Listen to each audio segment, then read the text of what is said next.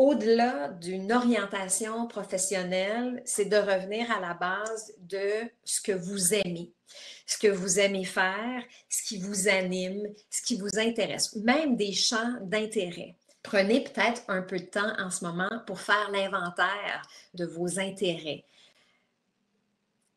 Même si c'est du tricot, là, on s'entend, et que vous ne savez absolument pas ce que vous pourriez faire comme travail pour gagner votre vie avec des intérêts ou des passions, mais de commencer par en faire l'inventaire. Pensez aussi à ce que vous aimiez quand vous étiez jeune, enfant ou adolescente ou jeune adulte, peu importe, des choses que vous avez faites dans votre vie qui vous ont vraiment plu. Peut-être même des jobs d'étudiants, comme on dit, qui vous ont vraiment plu, des hobbies que vous aimez faire. En faisant cet inventaire-là, des gens partant,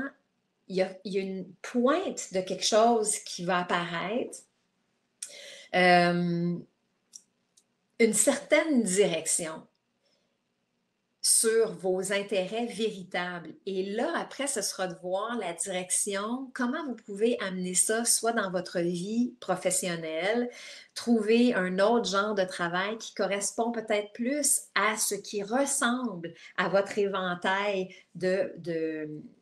d'intérêts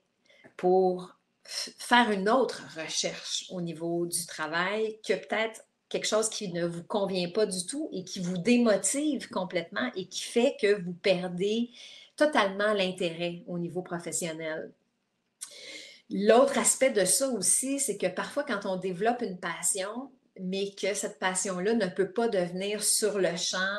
un travail, il y a moyen de juste changer au niveau de notre perception, d'avoir un travail qui devient alimentaire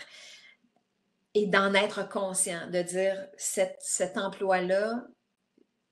me rend service en ce moment parce que c'est une sécurité financière, mais je peux m'épanouir et développer autre chose en parallèle, ce qui fait que vous ne mettez pas toute la pression de vos passions, de ce que vous avez vraiment envie de faire dans le même panier, mais vous vous donnez cette chance-là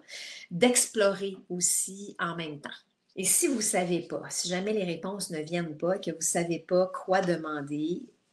demandez de savoir où est votre place, demandez d'avoir des réponses, demandez de vous faire découvrir des choses, essayez des nouvelles choses, lisez sur différents sujets pour ouvrir cette conscience-là et vous amener à voir d'autres possibilités.